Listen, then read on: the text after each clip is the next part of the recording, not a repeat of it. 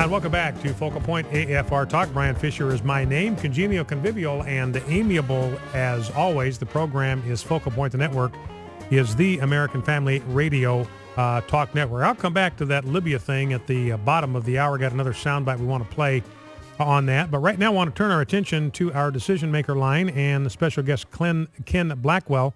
Ken is the Senior Fellow for Family Empowerment at the Family Research Council. Been a guest on this program before.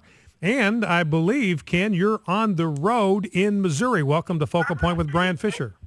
Hey, Brian. Good to be with you. Yes, I'm on the bus here in Missouri. We're campaigning to make sure that we send a pro-life, pro-marriage, pro-religious liberty candidate into Washington, D.C. to stop the runaway spending and deficit-raising Senate majority. We're out here for Todd Akin.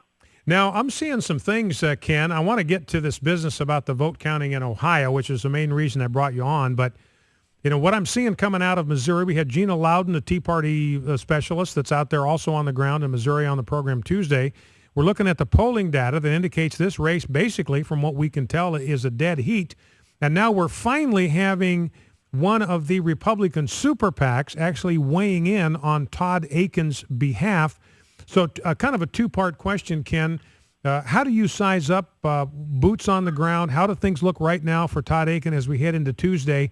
And what do you make of the fact that the Karl Roves of the Republican Party, the National Senatorial Republican Committee didn't put any money into this race? Reince Priebus said, we're not going to give Todd Akin a penny, even if he's tied with Claire McCaskill. I want to get kind of your reaction to that, because that seems to me to be spiteful and petty that they're willing to for some reason, which I don't get, willing to forfeit a clear shot at a Senate seat for whatever reason. I can't even figure out what the reason could possibly be. Brian, let me just say that it is a dead heat.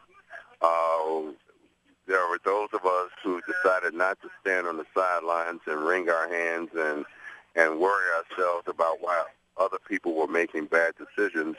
And it suffices to say that in the closing days of this campaign, Todd Akin is going to have anywhere from $2.5 to $3 million to spend.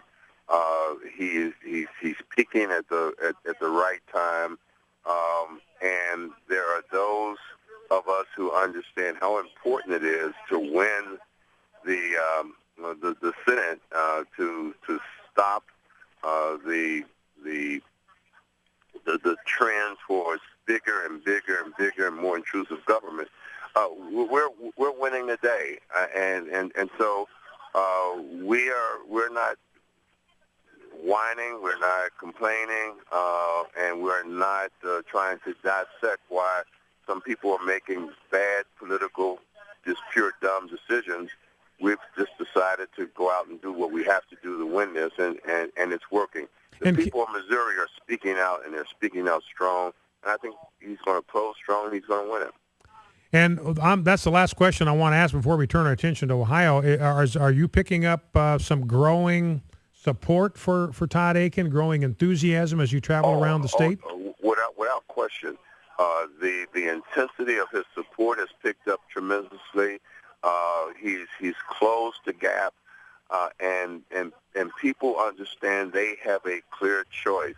This is a Constitution-embracing conservative versus a doctrinaire, big government, social welfare state liberal.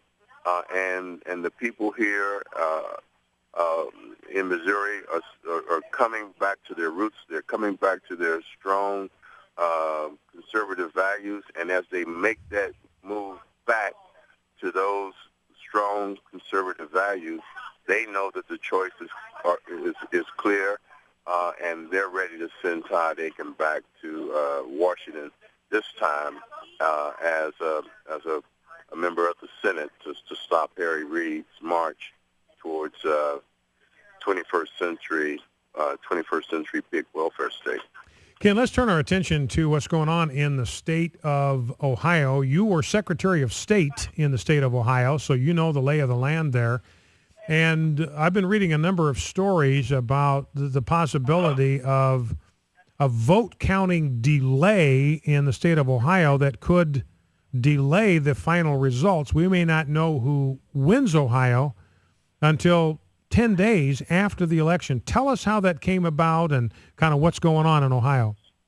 Well, look, I think it's going to be a naturally tight race. I could go back to 1974 versus Carter. Carter won Ohio by 11,163 votes. That was less than one vote per precinct. Or you can fast forward to 2004. The margin of victory was larger for George Bush over Kerry. It was 118,000 votes, but 60,000 vote change, and you would have had President Kerry. So it's going to be a tight race in Ohio, somewhere between those two finishes that I just gave you. What has happened in Ohio this time around, it is a classic case of no good intention goes unpunished. You had a Republican Secretary of State who wanted to make sure that every voter had the opportunity to vote absentee if he or she desired. So he sent applications for absentee ballots to every registered voter. And as a consequence, you had a lot of people who were intrigued by the possibility of voting absentee, so they sent the application back in. They were sent the absentee ballot. Now what has happened is at the beginning of the week, at the end of last week, beginning of this week, we had some 800,000 people who had requested an absentee ballot that hadn't sent the ballots back in. We'll get more and more of those ballots back, but there is a possibility that you could have as many as 250,000 people who had requested an absentee ballot, decided to vote the old-fashioned way, and they won't be able to vote their normal ballot on next Tuesday. They will be given a provisional ballot because the election officials want to make sure that nobody votes twice, on the absentee ballot and then on the normal ballot. So as a consequence of getting a provisional ballot, provisional ballots in the state of Ohio are only counted after they've been validated and verified that they are legitimate ballots, and that normally takes about 10 days. So if we have an extraordinary number of provisional ballots and a tight race on the regular ballot, it could be 10 days before we know what the outcome is in Ohio. I have every faith in the bipartisan teams across the state that, they'll handle this, but we get into what we call scenario planning. I did that for 8 years as Secretary of State, anticipating some scenarios, some lovely scenarios, some nightmare scenarios, so that we were prepared to deal with it, whatever occurred. And so I think that they'll get around, but it's in the most important election in many people's lifetime, given what's at stake here and what the choice is. This is just a scenario that I would hope that we don't have to play out. Now, you would be satisfied, talking with Ken Blackwell, former Secretary of State in the state of Ohio, you would be satisfied that you don't think there's much of a potential for fraud in this provisional balloting process, the counting. You think that that's going to be a clean process from what you know of election officials in Ohio? Yeah, well, look, they had what they call a two-lock system.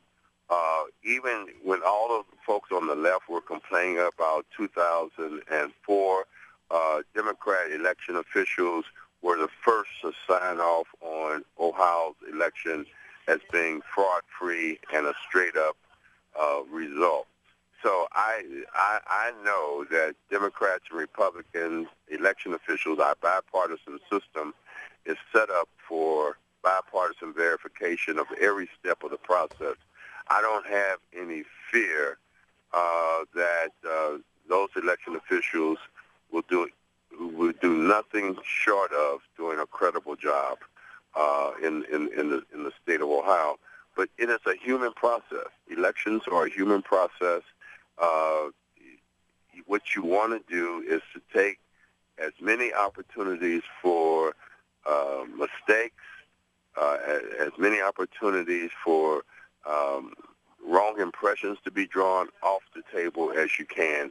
And in that regard, this is just not helpful because we are Americans and we are used to instant results, and it's very hard for people to cast their ballots, anticipate a result on November the 6th or early November the 7th, only to be told that we might not even start to know the final result until November the 17th. You know, I'm looking at this story in Newsmax, talking with Ken Blackwell, that indicated in 2008 about 70,000 provisional ballots were cast. That probably had to do largely with people requesting absentee ballots being sent them and then not using them. And you mentioned that we're probably looking at maybe as many as 250,000, 250,000. And, you know, the vote differential, as you mentioned, with Jimmy Carter was a little over 11,000 votes. The vote differential with George Bush was 118,000. Obviously well within the margin of the number of provisional ballots that are going to be there. So you're looking at maybe almost 5% of the total vote being in these provisional ballots. So it's very likely that the recounting, or the counting, not recounting, but the counting of these provisional ballots, verifying their legitimacy and all that, which is a process going to take a minimum of 10 days, that's going to have to be done before we're going to know for sure what happened in the state of Ohio. Yeah, the only thing that we can hope for is that we get something that is like what happened in 1980 with Ronald Reagan. In the last 2 weeks, the last 2 days, there was a tremendous surge, and Reagan won by a comfortable margin. If that happens, then it makes the nightmare scenarios go away. But that's a big what if. Yeah. One last question, Ken, just 30 seconds. This, as you mentioned, may be an example of the law of unintended consequences, good intentions gone awry. This idea of sending out a request form for absentee ballots to every voter in the state, you think maybe that's an idea that we have tried now and think maybe we ought to do it differently the next time? That sure would be my argument. All right.